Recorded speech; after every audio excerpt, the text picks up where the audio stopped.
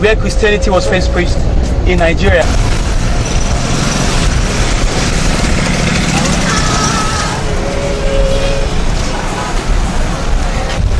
Christianity. This is where Christianity began in Nigeria. Now look at the environment. The whole environment we're looking at, we're not there that time. This environment was a marketplace. It was a marketplace. The mosque, the central mosque over there was not there. The town hall on my right was not there. And the monument that I'm standing by was not here too that time. We see a tree used to stand here called the Agia tree. Okay? The tree fell in 1953. But in 1842, it was here that Christianity, under the tree, that Christianity was first preached. So you see, it was a combination. Different Christian organizations came together, and it was that same year that the first Christmas was held in Nigeria. Okay, so you see, we have ideas of beautifying this environment. We already have a master plan of what we do here, so that people all over Nigeria will visit this place, because there's no how we talk about Christianity without talking about this particular place where everything began here. Okay, now it was Thomas Freeman of the Christian Missionary Society.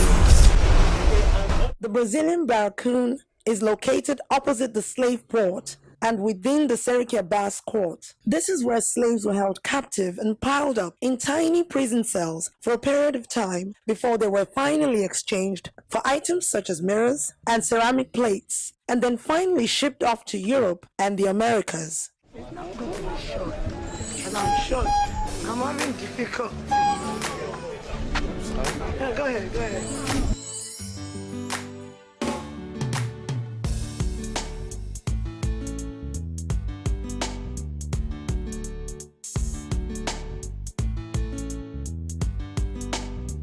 This compound is called Seriki Abbas compound, but all over the world they call this compound the Brazilian Barracoon. The Brazilian Barracoon. Later I'll take you around and you realize that people live in the compound. Now the people who live in the compound today are not slaves, but they are tenants. And yet the descendants of the man who owns this compound, some of them also live in the compound. But the question is this: all over the world they call this compound Brazilian Barracoon. Why do they call this compound Brazilian Barracoon of Seriki Abbas? They call this compound Brazilian Barracoon because during slave trade, majority of those who come to buy slaves from this compound were from Brazil. A barracoon means a slave cell. A barracoon means a slave cell. And there are 40 rooms in this compound. In each of those rooms, they have 40 slaves. Minimum of 1,600 slaves stay in this compound for 3 months before they are being taken across the river to that island called the Point of No Return. They call the island the Point of No Return because during slave trade, once slaves get to that island, there's no assurance of the slave ever coming back to Africa. That's why they call the island the Point of No Return. And we are visiting the island later. But we will return because we are no slaves. But during the slave trade, slaves don't return. Now look at the 2 entrance doors behind you. The 2 doors have been here since when this compound was established in 1840. I don't know who among us here that was born in 1840. Okay, and I'm sure Mr. Kwelu was born in 1842. Seriki Williams Abbas founded another town called Idogo. He's also in the state today. We'll talk about him later, but behind us here, these are some of the items that were used in exchange for slaves in Badagry. Now, in Badagry during the slave trade, the value of an umbrella was 40 slaves. You want the European umbrella, they give you one umbrella, you give them 40 slaves. Wow. And we still have one of such umbrella inside, and the umbrella is still for sale. The only difference is that you don't have to give me 40 men. There are beautiful women here. Just give me 5 beautiful women here. Mr. Kwelu, I hope we have a deal and you can go with our stupid umbrella. Sir, you even look like a slave trader, sir. They are not even safe. They are not. You guys are, do you have a deal? I'm sure you're an Igbo man. Sometimes. See what I mean? Okay, in Badagry, the value of a bottle of gin was 10 slaves. 10 human beings. Now, children, stubborn children were also sold into slavery. Children who give their family bad name, children who are stubborn, the family sell them into slavery. Women who commit adultery, especially if she's married to someone from a royal family or a warrior. Now, they could kill such a woman, but they believe if they kill her, they are saving her from her shame.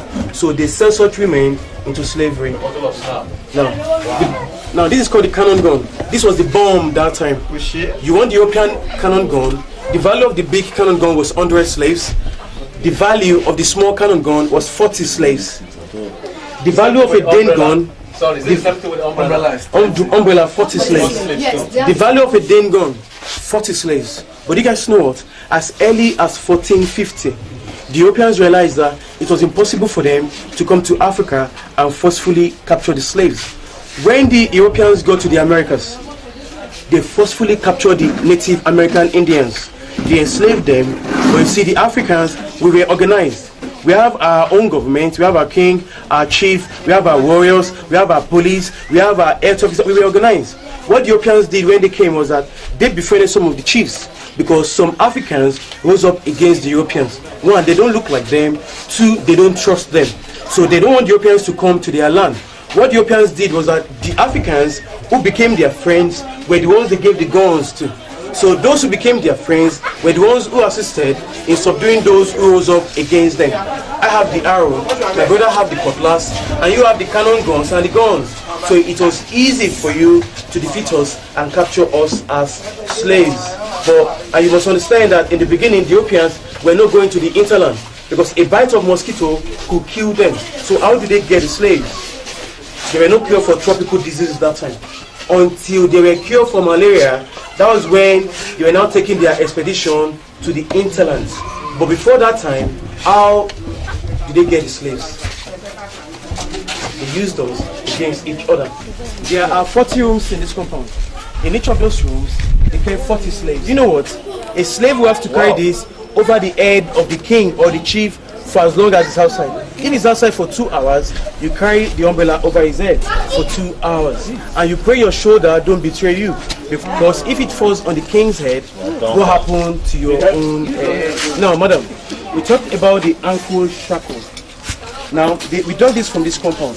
We are trying to build a gallery there. There are certain things we dug out from the compound.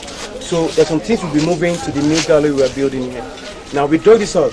They used this on 2 slaves. It was to prevent the slaves from running away while working on the farm, because the plantations or the farmlands were usually very, very large. Madam, I want you to stand beside me. For some seconds, you're going to be a slave, even though when I lock the padlock, I can't find the key, but even if we can't open, me and you will tie together. And even when they leave from wherever they're coming, you stay, don't worry, we'll take care of you. We'll talk about that later.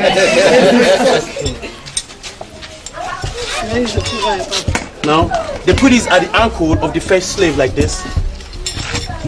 They put this at the ankle of another slave. Now, when we dug this from the ground, we did not find the padlock because they usually lock it here with their padlock. So I'm only now this was not the one they used that time. I'm only using this as an experiment, and I'm going to lock it even though I don't have the key. Look, if you can't, let me help you. No, madam, I'm working on the farm. But You're also working on the farm. Yes. Wow. Now, the reason why they invented the ankle shackle was for them to monitor the movement of the slaves while working on the farm. So, madam, let's try and move with it. You like it? No, I'm not liking it. Careful. Okay, enough demonstration. Can we go back? Maybe we should. No. See, for me and her to move, we have to cooperate. Probably I have to hold her. But imagine me walking on the farm. Maybe I have to clear this way, and she have to. Now, there's a tendency, from what you experienced now, there's a tendency that there will be wounds around the ankle of the slaves, and they have to carry the slaves work for 18 hours. They have to carry this for 18 hours. Slaves eat once a day. They drink water once a day. So, if we have someone that is taking care of us, especially the children, we should appreciate them. We should not talk back at those that are taking care of us. We should respect them. Okay? Madam, you like it? Yeah, it's nice, but I want to move it. It looks so fine on us. Yes. Wow. Madam, I want you to tell them what you experienced now. Oh, sure, yes. It is just that step from there down. Yeah, so you can't imagine having that not working alone. Have one person want to go and pee, one person have to go and. Oh my God! Stop that too. I can't just imagine. No, guys, don't forget, we'll be going inside now. One of the reasons why we are here is to see what a slave cell look like. Each of those rooms, a room in this compound, a room has 2 rooms. They kept 40 slaves in the first room, another 40 slaves in the inner room. The slaves urinate to themselves, they excrete on themselves. When the women have their menstrual cycle or menstrual period, they do it on themselves. What a lot of people don't know is the men and the women slaves, are they kept in the same place? The men and women are not kept together. But they didn't keep them together, not because they were afraid that they would touch each other. Okay? They didn't keep them together for organization purpose, for business purpose. When you come to buy the slave, they have logbook for men, they have logbook for women. It makes their business easy. They were not afraid that they would sleep with each other. The penalty for a male slave sleeping with a female slave was death. The owners preferred to be the ones sleeping with their slaves girl. But you see, the condition of the slave cell was very, very terrible. They have sorrow and anger and pain in their hearts. Even if they kept them together in this slave cell, I don't think anything will happen. Now, if we have 80 slaves here, and at the end of the day, 50 of the slaves died, or 60 of the slaves died, the slave trader, okay, let's say 60 died, only 20 survived. The slave traders still make enough profit from the 20 that survived, because the Europeans were interested in strong, healthy slaves. So they become very, very expensive. At a point in time, when slaves get to the age of 35 years, the Europeans were not interested in them. They were looking for 8, 12, 14, 15. Those that are, because from the beginning of the slave trade, the first slaves that were taken away, from day one, we had what they call runaway slaves. A man of 35 years already have his own mindset, and nobody wants to be under bondage. So they were having problems with the grown-up ones. So at the point in time, they were looking for young slaves that they can groom up, okay, that they can groom up to listen to their own psyche and their own, okay, to be orderly. So right now we are going to go inside. 40 slaves in the first room, another 40 in the inner room.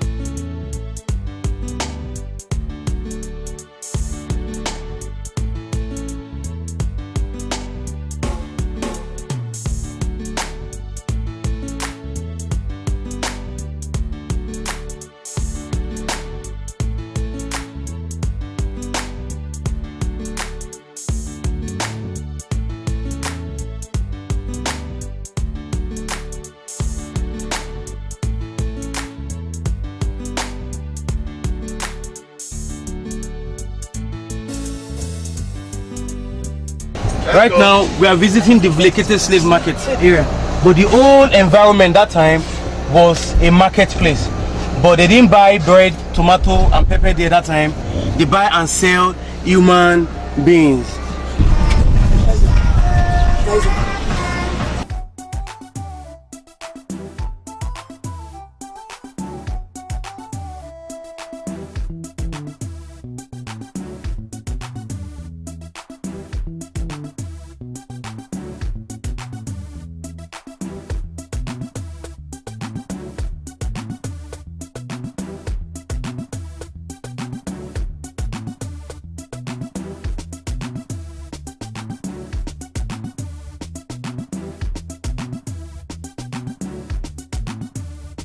The visit Badagry tour was not without its lighter sides. From the slave port, tourists were put in a cute capsule that took them on a boat cruise several centuries back in time across the Badagry Lagoon, to port on Gberefu Island, where they engaged in a 5-kilometer walk to